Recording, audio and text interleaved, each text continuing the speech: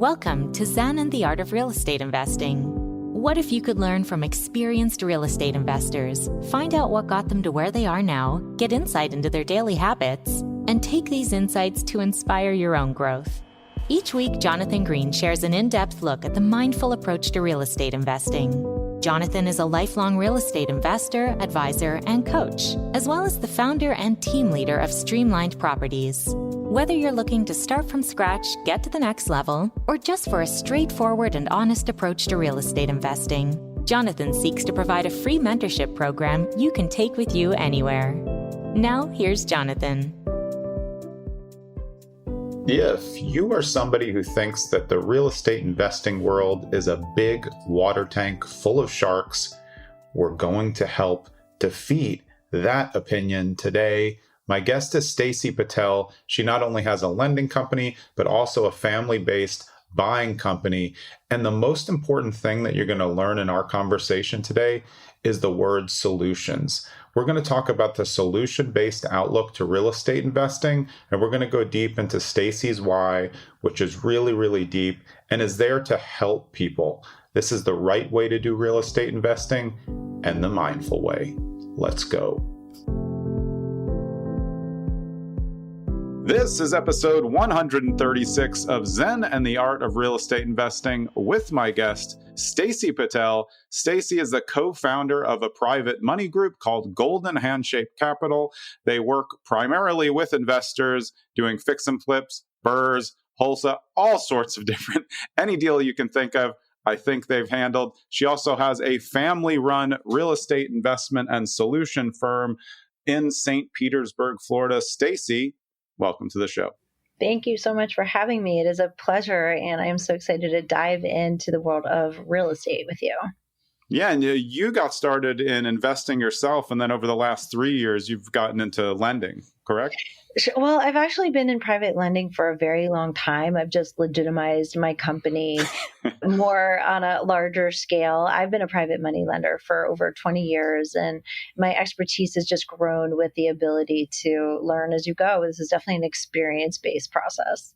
Yeah, but it's nice that you have all that experience, because I've come into contact with a lot of investors who found that given what's out there in the market, that lending is a really good moneymaker for them, and also a way to connect with other investors and help them close their fix and flip type deals.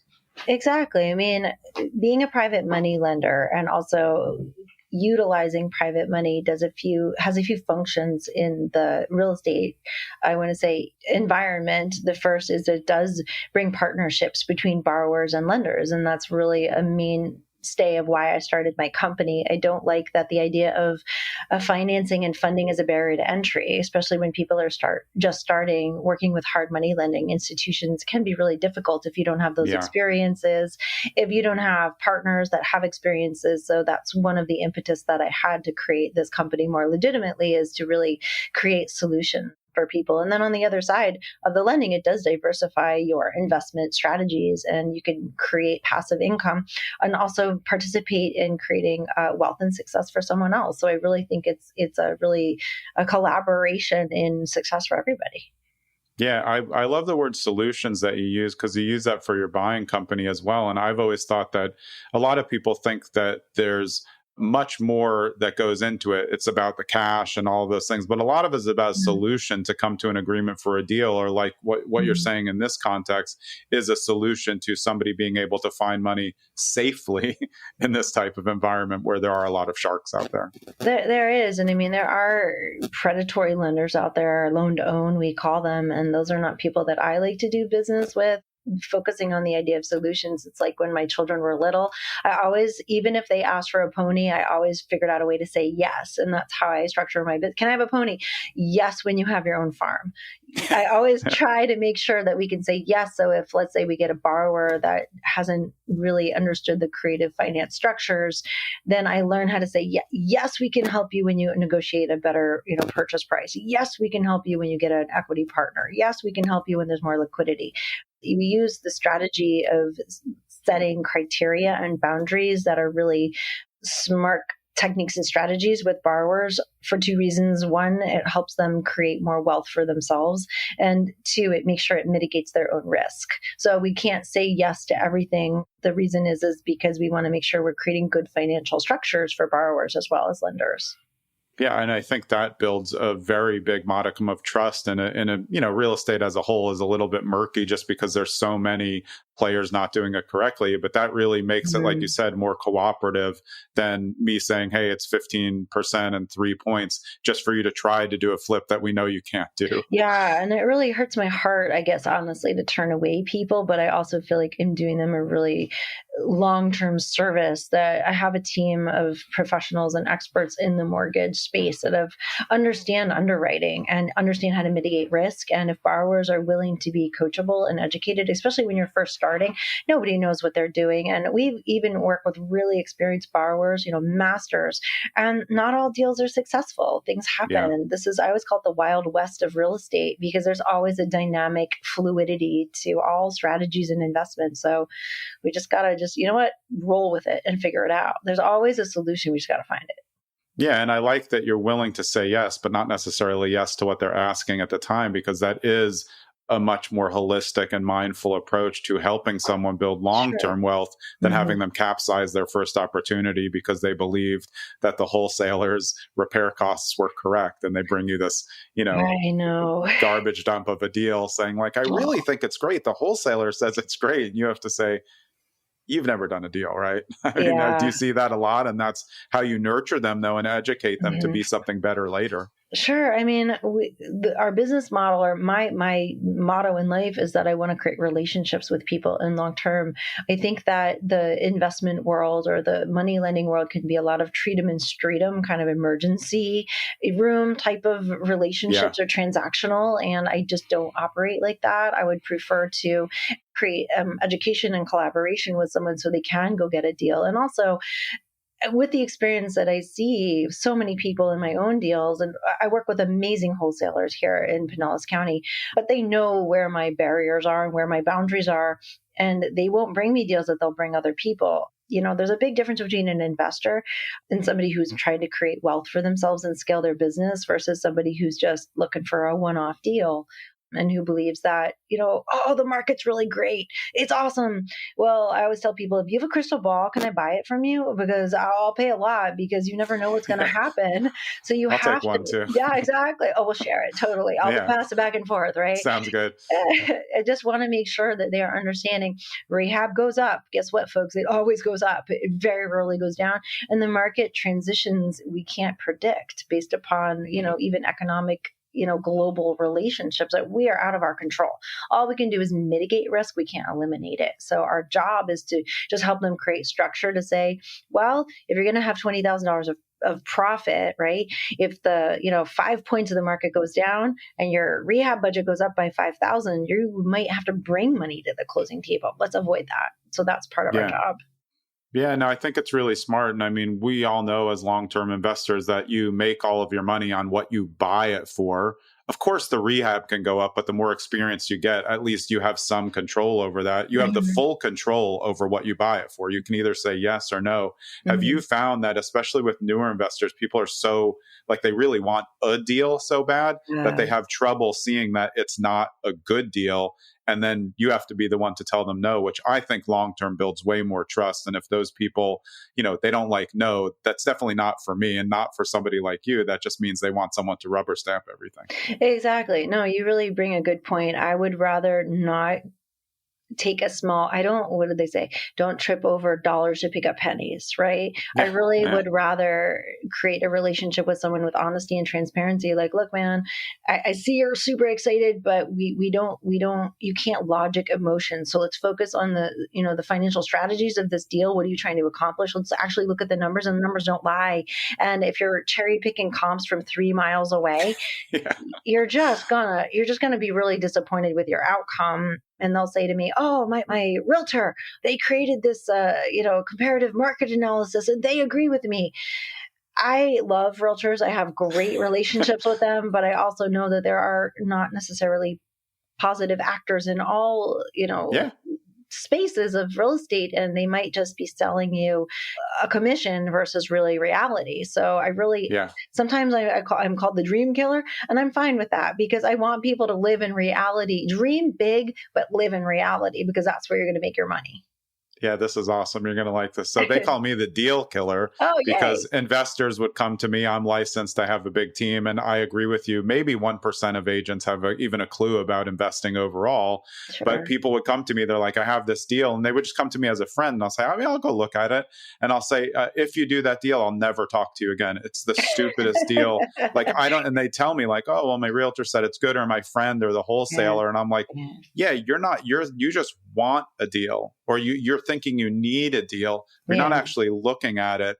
Or I have a lot of people who are just like spreadsheet warriors, and they'll send you, they're like, I'm like, have you seen the property? No, I haven't seen the property. I'm like, you want to do a first deal on something you've never seen, and you don't even have like a good video, you've never done out of state. And like that, and that's your reputation though, because they're asking you for money. So you're kind of co-signing, their underwriting, right? And that's maybe what helps you make better decisions for you and for them. Yeah, exactly. I mean, we have a pretty strict underwriting process. We not only vet the property and we do it with, probably the traditional underwriting that everybody uses, making sure that you have a proper ARV, making sure that you're buying it with at least, 25 or 30% equity, hopefully less. But also we look out for the borrower and making sure they have some liquidity to make sure that they're not going to just eat ramen noodles for 6 months with their family while they're doing this fix and flip, because it's done, they have to put the rehab money up front. And there's a lot of strategies, just like, how to help them create success with their, contracting team, with their GCs. So there's not as much money out of pocket, but numbers don't lie, right? And they are, and like you said, dream killer, deal killer. I'll take that. I don't mind that label on me, because in the end, I feel like I'm doing justice to them as a human. I don't really look at the money that we make together, and I don't want them to fail. Like, it's a really terrible, I get a lot of people who come to me very desperate for gap funding that did not walk into the deal eyes wide open, or with advice that they really shouldn't have followed. And that really is sad to watch them just go into foreclosure. Yeah. And you don't want to be on that end of trying to take something back. I mean, that's the annoying part of the business. But I go on our collaborative deal killer, dream killer thing, for people who don't like that, the reason why we like these names is because if it was a good deal or a good dream, we wouldn't kill it. Exactly. We're trying to help you. And I think that if you look across the industry, that's where the line is drawn. Do you know if somebody's trying to help you? Are they willing to say no to you, and then explain why they're saying no? And it's always because we're worried about you long term. Short term, if you're focused on that, it's not a great match, because you'd much rather have someone who wants to come to you for 10 loans in 2 years rather than doing one bad loan that isn't going to work out, right? Exactly. And failing. And I mean, we work on the capital investor, capital partner side as well. And when we're presenting a really well-structured, vetted deal, we want to make sure that they're in it to succeed too. Nobody wants, if you're loaning from, a different state, you don't want to drag your butt across the country to go take over a project. It's very stressful. Yes, even though it is an asset-based loan, we want to make sure, or, capital investment, we want to make sure that it is done with the correct due diligence in the process to make sure that the lender is not going to go have to take over a project. And, there's a lot of people who don't have the money to do the rehab up front. And my response to them is, that's great. Let's get an equity partner for you. You can get into this industry. One of the first RIA meetings, the association closed in Tampa that I went to, the leader, who's wonderful, stood up and said, good deals find money. And if anybody has a good deal, if you stand up and wave it around right now, you're going to find 50 people that will partner with you.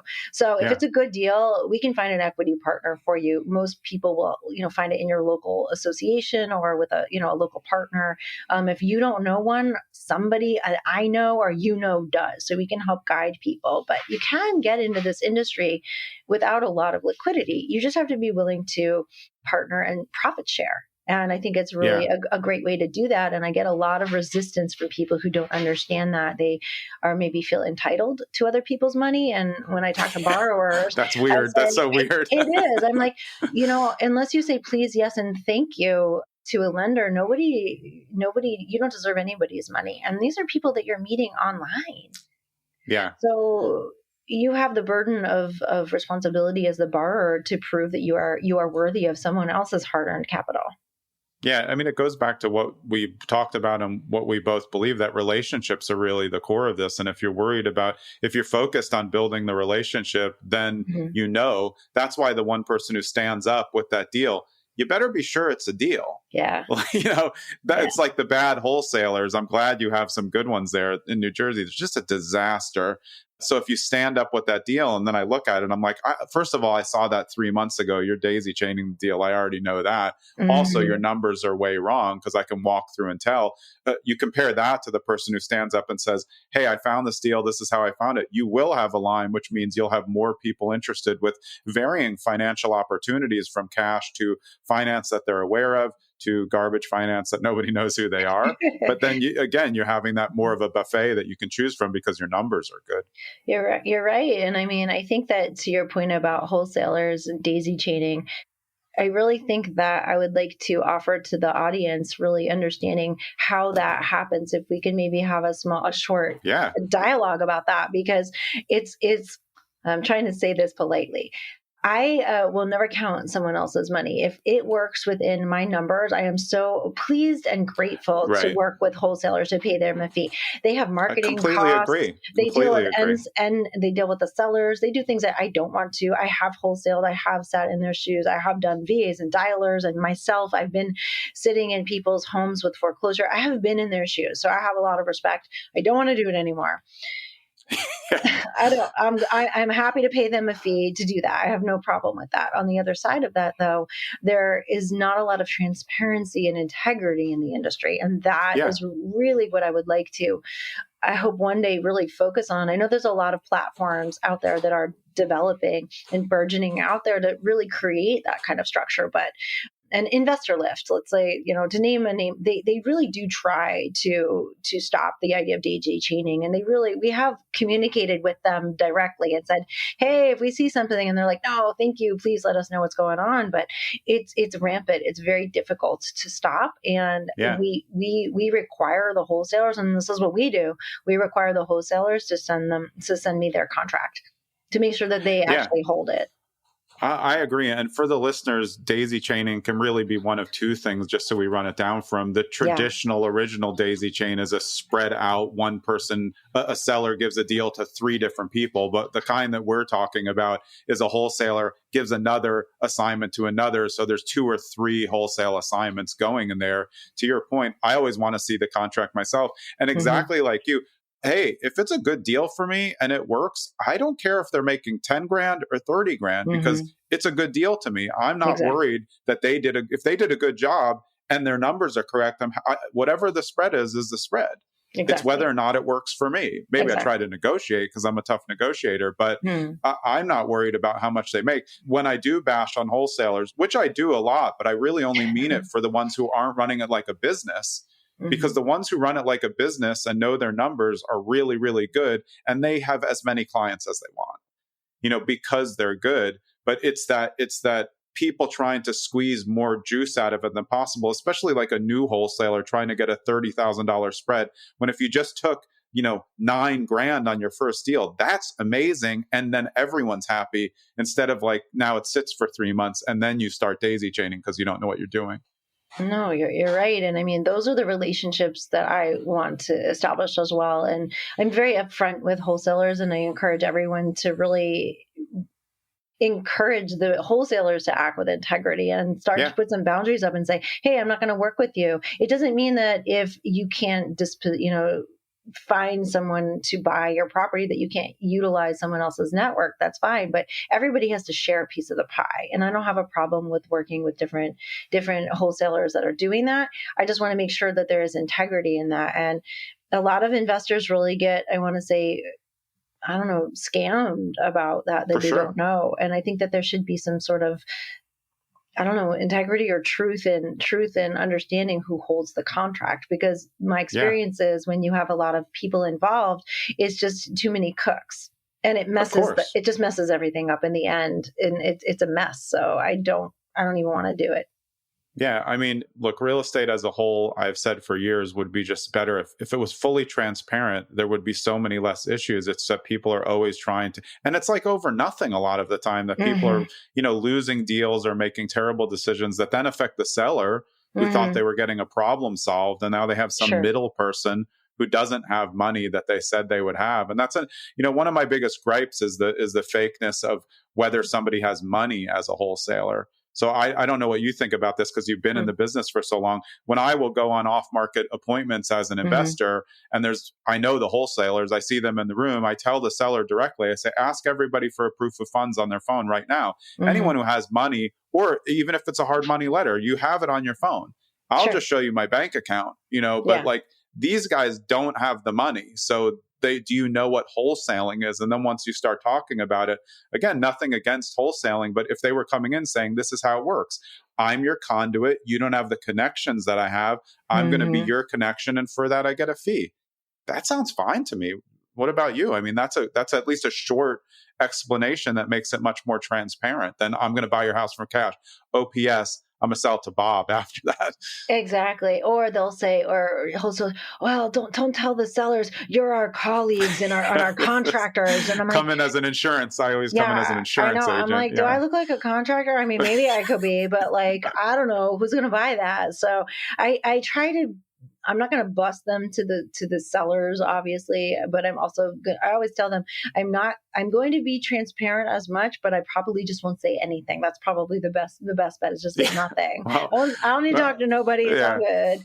But I've been there and they've said, well, can you just, be an insurance guy? I said, yeah. And then we were there and I started looking, I'm in the basement a lot. Like we have Yeah. basements here. Yeah. That's where all the problems are. So I'm really Yeah. like, and the seller's following us around. He's like, hey, why is the insurance agent, going looking for mold? And I'm like, I mean, like you're really hamstringing. You want me to buy this for cash, but you don't want me to look at the stuff and you want me to pretend to be someone else. It's like, Hmm. that's too much. What if we all just like sat at a table and said, hey, these are the players in the deal. This is how it works. It would be so much easier. But again, I think that's still long-term thinking versus short-term business mentality versus job, multiple Hmm. deals versus one-off, which you've learned over, your career going from buying and then into lending all this time. You want the repeat customers because they know who you are, you know who they are, their numbers are good, they're picking good properties. That means your Hmm. underwriting time goes down and you build Hmm. better relationships, and then they refer you better clients who are just like them, right? Exactly. And then they create success. So if I always look at my success as their success, and I do take it very personally. The money that we steward on with the borrowers and the lenders, I take very personally. And we service everything in house, meaning our company stays with the loan the entire time. Oh, So nice. from inception all the way to reconveyance and, helping the lenders, understand payoff and sending in docs and things like that. So the lender working with us has a partner, also requiring monthly check-ins with borrowers. It's all about communication and integrity to make sure that the money is being stewarded properly. So if we require that actually from borrowers to have a monthly check-in with them, photos, updates to make sure that their, project is on board. And the reason we do that is because if there's a problem, it's not that we're going to be upset. We want to help. We're like, hey, Yeah. tell us if there's something going on. We have referrals, we have networks, we can get a new GC in there with you. How can we help you create success? Because if you hide your head in the sand like an ostrich, your butt's still Yeah. sticking up and we still see Yeah. you. It doesn't That's make the going to problem get go paid for away. later. Yeah, Yeah. exactly. So that's what our part of our job is my team services everything and stays with the deal the whole time. So the borrower feels like they have a partner to work with, and the lender, if there's anything that goes wrong, and there's always problems, I'm definitely not going to say there isn't, that we're there to help create solutions with them. And that's kind Yeah, of, and I think it's yeah, very, very important to have that buffer with yeah. experience in between you and direct, because the lenders don't care. They're mechanical, or you talk to someone in underwriting. It's like, I don't want Hmm. to talk to that person. Like I need somebody to do the middle part, which I Hmm. prefer as well. How do you Hmm. handle those monthly checkups at scale though? If you're getting more loans, how are you making sure that because that's a Yeah. lot of people. And I really like that you consider yourself a partner in the deal. I think that the best lenders are partners. They want the Yeah. success so they can double celebrate. Hey, we did this together. Yeah, no, I mean, that's a great question. We automate everything. Things are automated. We have a streamlined process where, emails are sent out to borrowers on a monthly basis, and then they are required to upload documents into a Google Drive, and we have everything set up. The email goes out. It's set out to them with a Google Drive attached. They upload it, and then everybody is hooked on the email chain. So it's pretty automated, but we do have white glove service, and that's part of our promise. And great, bring more loans, I'll scale my team. So there's always amazing people. I have so many people that want to get on board with us because they really do appreciate what we do, and I appreciate what they do too. So scaling, it's human capital is my pleasure and joy to work with. So it's just a function of scale at that point. Yeah, I really think that this episode and what you've been saying is really going to be helpful to newer investors who are scared of alternative funding, private money, hard money, that everyone's out to get them, because this shows you that, look, there's a lot of lenders who aren't. They're trying to be cooperative and make sure you don't make a mistake so we can do 10 deals, like I said, instead of just the one. Where does that come from? I mean, when you first started lending, was that the same point of view that you started with then 20 years ago? For sure. I mean, my background is social work and family counseling. So I've worked in all different demographics with people with all different types of life challenges. I was a teacher for kids with different learning differences. So I've always had a service-minded perspective in all careers that I've gone into. So I think that it's just about, like you said, creating collaboration and partnership, and then everybody wins at the end of that. It's just a human mindset that behind the money is a person with dreams and goals and a family. And I think being an empathetic extrovert is just part of my personality. But I mean, I wanted to transition to what you were saying about hard money lenders and lending alternatively. What I've experienced, and I would love to get your perspective on this as well, is that in the past, let's say 4 to 5 months, I would say mostly since the end of 2023, launched into the first quarter, is that I've experienced a big shift with hard money lenders in their underwriting strategies. And for whatever reason, they like to blow up deals in underwriting by changing conditions and leveraging 2 or 3 days before funding. And I would like to shout out to all the lenders out there that don't do this. Thank you very much for doing what you say and saying what you do. Yeah, and to the lenders that think that this is a good way to do business, my company is personally blacklisting everybody who does that to anybody. And the list is growing. So to the lenders out there, there's a million of you. I will go somewhere else if you change that. And I think that everybody should blacklist the lenders that do that. It is unprofessional. If you don't know your underwriting skills from before you take a deal on, get out of the business. I am so frustrated about this. What is your experience about this? Yeah, I completely agree. And I also feel that a lot of it's even worse than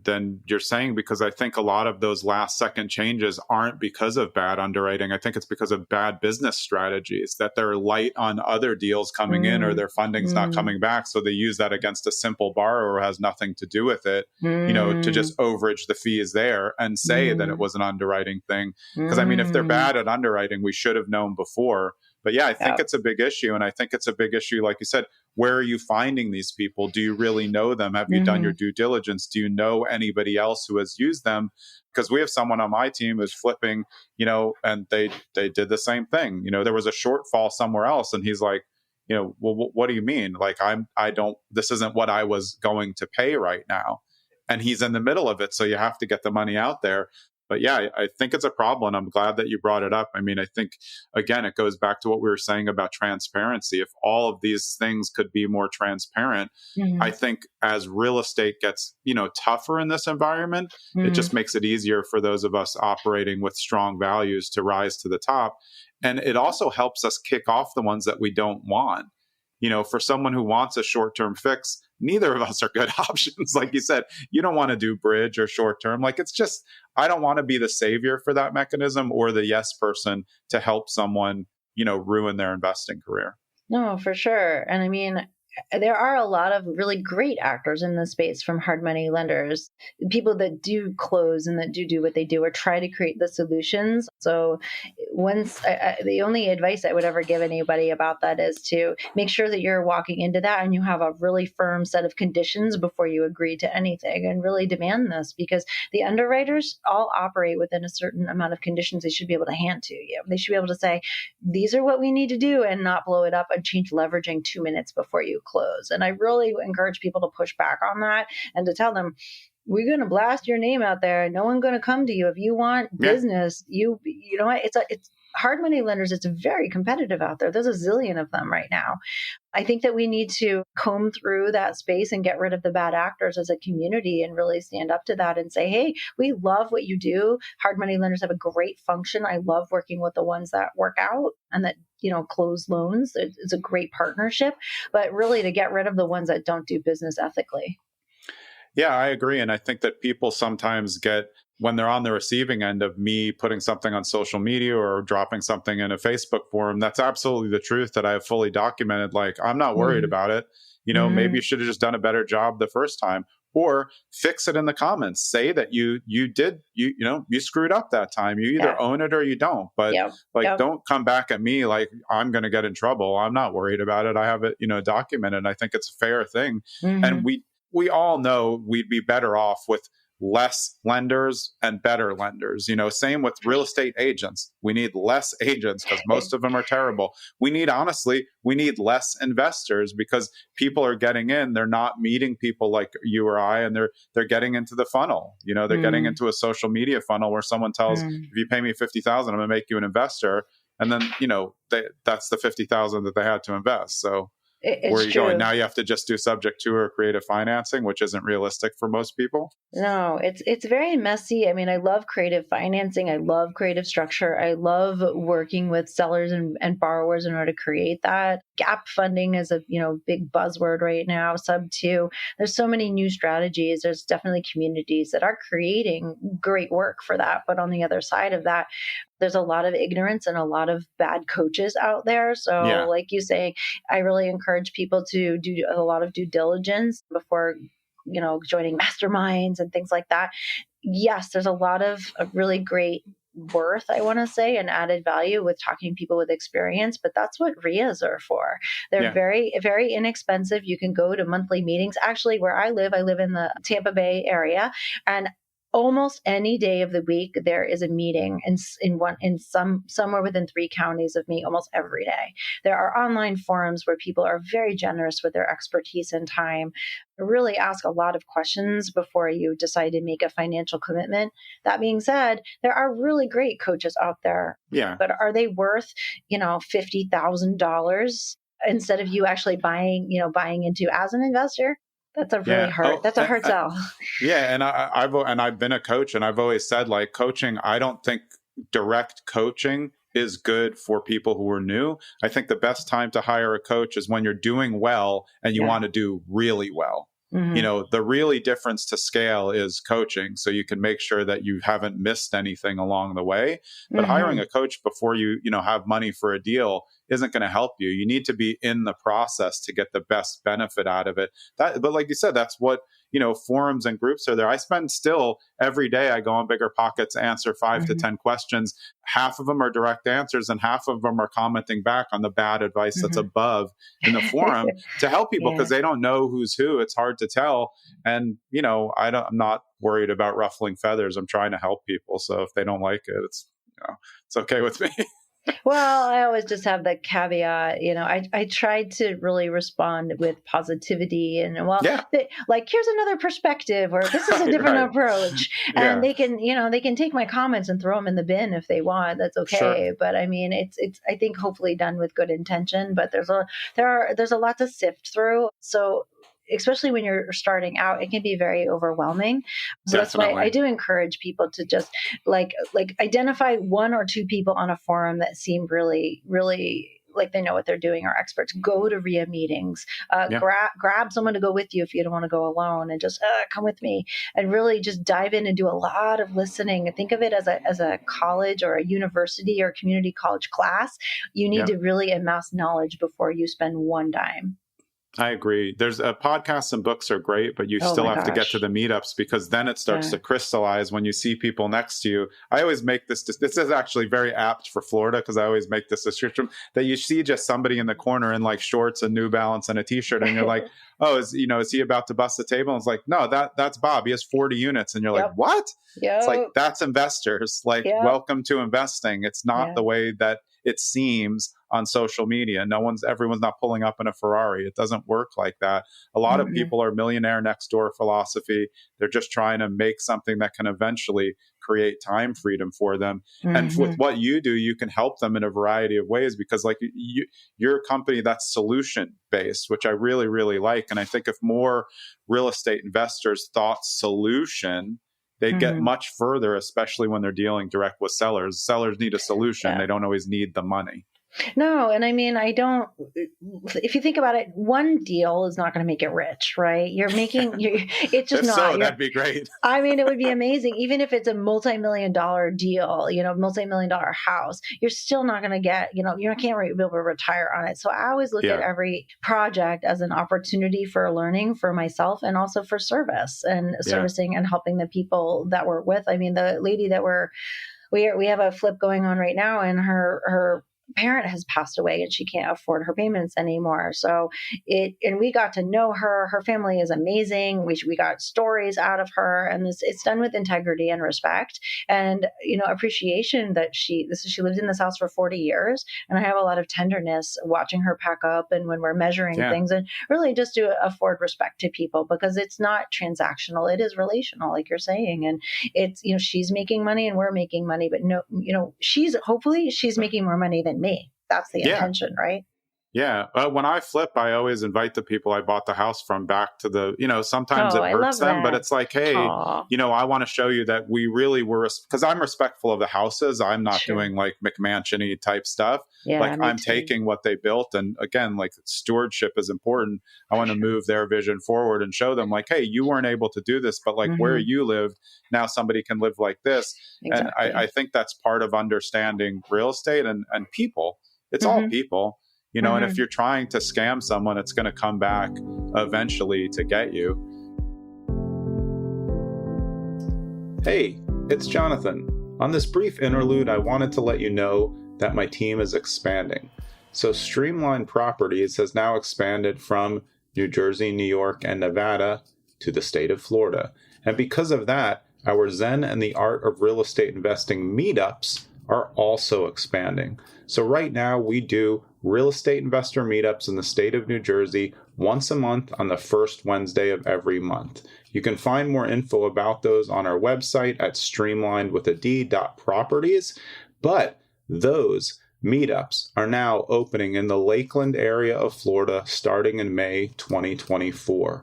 So be on the lookout for that. We're going to be doing once a month meetups in the state of Florida. And we're not done, as we expect to be opening in California and Utah very, very shortly. Let's get back to the show.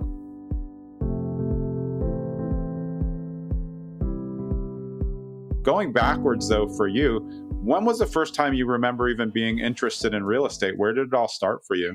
I was really young. I was living in Arizona, and we purchased some land by accident and accidentally got offered to sell it a lot more. And I was like, wow, we bought this land less than a year ago and it was just in the middle of the desert, and a developer approached us to purchase it. And it was a long story, but in the end it worked out really well. But I finally learned, wow, you can buy something super cheap and then all of a sudden it becomes valuable. And I was just in my early 20s. So I was like, wow. And then all of a sudden it hit me. And then I went to the library, and back then, I'm 48, and I went to the library. I'm a little above that, but I used to hit the library. But we're pre-internet people. Let's just say that. Yeah, I didn't know where to turn, and all I was looking at real estate books, and I couldn't. It wasn't real estate that I was looking at, and then I just started learning and reading about all of the gurus that you hear. I'm not going to name drop, but everybody knows who they are, and started reading what they did, and learning that people actually did this as a career and as a service. A lot of faith-based people get into this, and it becomes not only wealth creating, but also service creating. And that was kind of the origination story. Yeah, it's great. I mean, it becomes a vehicle that you understand more about every day as you move forward, especially as you learn to develop different asset classes. As an investor, what was the first thing that you bought on your own? As an just a little house in Phoenix, actually, and single family. Yeah. I've never purchased multifamily. I've never gotten into that space. I guess I just like I really like the creative crafting of the fixing and flipping. And we've held houses before and rented them as well. But I really get a lot of gratification, I want to say, out of fixing and flipping houses. And Yeah. I guess my idea is everybody always needs somewhere to live. And I don't try to suck every dollar out of the house. We try to make it really affordable and within the proper selling at the proper price. And Yeah. I guess I'm not looking, like I said, I'm not going to make $1 billion off of every deal or get rich. So for me, it's about the creative process. We are also providing jobs for contractors that we work with and subcontractors, and we create relationships with those people. And gosh, it's such an honor and a pleasure to work with creative types that do things that I can't. They have skills that I don't have. So much respect. Me too, because I'm not a fix-it guy. Like I don't put stuff together. I know my limits. I used to paint, and now I'm like, I'm not even good at like cutting in. I'm terrible because I just don't have the patience. So I much rather, I like watching people. I love architecture. I love houses. And I've always said, I was actually saying this earlier, the best real estate investors and the best agents, they really like houses. Yeah. I mean, I geek out on houses. I'll go look at a house anywhere at any time, no matter how bad condition, because I'll find something I think is cool. Exactly. And that's all I'm in it for. I love houses that are a little bit weirder because they work better for me as flips. Because I want to get your take on this, because you've obviously been involved in this a long time like me. When I'm flipping now, I always have been. I like to flip houses that are weird because even not locationally weird, I still pick a good location, but I want a house with nooks and crannies and not a traditional layout, because then when I go on the market, I'm the only one. I will have less people interested, but I'll have more people obsessed percentage wise, because it's a weirdo. Like the last one I did was a mid-century modern ranch. And it's like, they're just, those aren't everywhere. You know, I'm not a regular colonial like we have. So then you have that kind of mystique where you're not competing against 6 other similar options on the market. How do you feel about that when you're looking? I mean, in a place like Phoenix, you don't have a lot of options. Everything's pretty much, you know, I was in Florida as well. It's like, okay, well, buying developments and it looks the same. Yeah. I mean, I avoid anything with the label HOA on it. I'm with you. Yeah. I really prefer the more unique or unusual properties, but time has gotten on. There's a lot of people that want to get into the space. So competition, or people who want to become investors. So as long as the numbers work, like you said, I'll always find something beautiful about a space or create beauty with it. But I do prefer more eccentric or eclectic properties. Yeah. That your market is a little smaller for that, but it depends on the market. Know your customer, know your base, right? And so we'll just create to that, whatever it is. But I mean, in Florida, it's pretty traditional in general. There's not so much out of the ordinary here. In Phoenix, there was more in Phoenix, but I lived in San Diego for a long time too. So San Diego is like Florida. Every house is different. So I really do like the different flavors. But I mean, you can take anything and create beauty. Yeah, I agree. And if it's not on the exterior, you can still recreate the inside and make it something different. Exactly. That's why short-term rentals have become so successful, because you're creating an experience on inside. But I think as a flipper, you can do that as well. You know, I'm trying to provide somebody the vision of home so that they can connect with the property emotionally. I'm not emotionally connected because I'm an investor, but I want them to get emotionally connected. That's all part of, you know, the revitalization of what was there before. Exactly. I mean, the way that we kind of do things is I think, okay, if I'm looking at for a property in this area and my target audience is a family with children, let's say, and I'm you know, you're selling to one of the people involved. Typically one, if it's a couple, let's say one person has more emotions involved, whoever that may be. So that's what I kind of I think, okay, if I'm going to think about Pinterest or Instagram, what am I trying to create? What's the feeling? Because people buy homes on price, but emotions. It's a very emotional experience. So what kind of experience, like you're saying, are we going to create for somebody? Everybody has different tastes, right? So it is kind of a gamble, but I think that you just kind of go for the average, but create something that's clean and that feels like home and just really like a whole experience for someone. But you're not going to appeal to everybody, and that's okay. Yeah, I think it's better if you don't appeal to everybody, because if you just look at the landscape of flipping for the mid-range to lower flippers who just putting like, you know, LVP gray floors and everywhere, and you're just like, I'm going to barf. I don't like this. Or you know, contractors, no offense to them, who don't have designers, they're 3, 4, 5 years behind the cycle. It's like, don't you guys look at dwell? Like this isn't what people like anymore. And it No, it's becomes a commodity. Like, terrible. I'm just not a McMansion-y person. It's just Oh, boring to me. oh, yes. You could personalize it, like we're saying, and do way, way better, right away by just adding that. And I think that's why houses are so cool. Sure, we're talking about a lot of areas where the exteriors are similar, but you can just recreate the inside and exactly what you just said, make an experience for someone so they can connect to it. And then that helps the emotional attachment, which will get you not just a better price, but a better, more invested home buyer. Exactly. And I want someone who's loves the house, like as a listing agent or when I'm selling my own properties, I want someone who's obsessed with the house, because if they're not, it doesn't really, they're going to drop out. They're going to be looking on the MLS the next week for something that's better. So I want someone who's on a full buy-in. No, exactly. And, to your point of the outsides, even if the outsides are similar, we have through, countless people found a landscape architect. Now, he's not an architect necessarily by trade, but he is a master. He's an artist, and he will take the most boring Florida beginning and turn it into a masterpiece for a very reasonable price within the budget. And that by itself just creates a mystique. It's not necessarily curb appeal, but it's the idea that somebody took a minute to deal with the lawn, to put some curb appeal in it. So many flippers ignore that. And I think it's tasteless. I'm like, you couldn't put a couple of $1,000 outside. What's wrong with you? Like, even if it comes out of my pocket, I'm creating a home for somebody, and that's really important to me. Yeah, I'll tell you a funny story, because it happened in Florida and it happened in the pre-internet era, and this goes to curb appeal. So before, I was investing early on in my 20s, and I would go around, it was old style. MLS was a book. There was just one picture. You didn't know what you were going to get. And I remember going with like an older agent. I was like 24 at the time. She was probably like 55. And we pull up to the first house and I go, that's a no.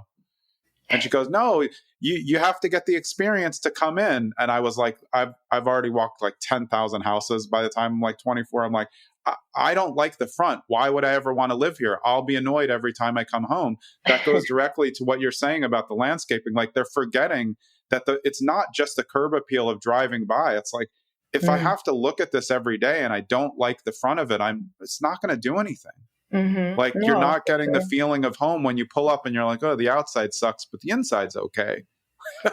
That's not great. No, and I mean, we don't go crazy and like we allow personalization, but we create a really nice canvas. Like something simple, it sounds silly, but we repair the driveway if it's there and paint it. Sometimes we just paint it, and it just becomes a way more eye appealing instead of cracked concrete and gray, old, dusty. Just simple things that we can do, changing light fixtures, making a really cool doorbell, just adding a beautiful plant, something that creates a little more idea of care. Doormats, it's cheap.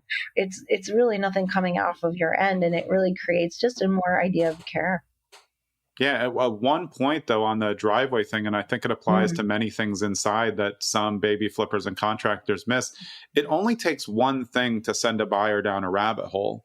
So if you see something small and then they start thinking, well, I mean, it's like I always say that the dryer vent thing annoys me. Like, they don't vent the dryer the right way because they were running too late. But then once you think that, you're like, wait, are all the bathrooms exhaust vented correctly? And then like, wait, are all the pipes behind the walls okay? I'm not buying that house. I think something's wrong, or I'm coming in to try to get it. I'm really going to be aggressive on inspection. And I think people forget that again, you're presenting a product, whether it's a rental, a short-term rental, anything, you're selling it, or you're just trying to, bring your family to say, I really like this house. You have to make sure that there's a presentation there so you can feel good about it and get that emotion. That's the fun part of being a homeowner and a buyer, is that emotional connection. I do say you got to reduce that as an investor. You're going to lose money eventually, but it's okay to like it. You just have to be willing to sell it when the time is right.